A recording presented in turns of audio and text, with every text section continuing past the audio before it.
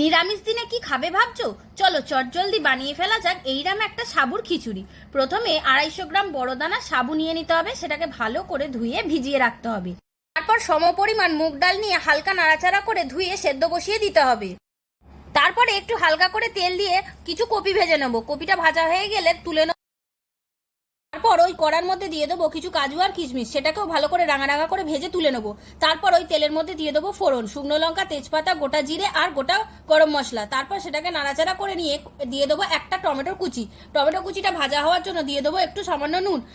টমেটোটা ভাজা হতে হতে দেখে নেবো অপর দিকে ডালটা সেদ্ধ হয়েছে কিনা। ডালটা 50% সেদ্ধ হয়ে গেছে। এবার ভিজিয়ে রাখা সাবুটা দিয়ে দেবো। সাবুটাও 50% মতো সেদ্ধ করে নিতে হবে। টমেটোটা ভাজা হয়ে গেছে। এবার দিয়ে দেবো আদা বাটা। আদাটা ভালো করে টমেটোর সাথে কষিয়ে নেবো। এরপর দিয়ে দেবো কিছু মশলা, ধনে গুঁড়ো, জিরে গুঁড়ো, হলুদ গুঁড়ো, লঙ্কার গুঁড়ো। তারপর একটু সামান্য জল দিয়ে ভালো করে কষিয়ে নেবো।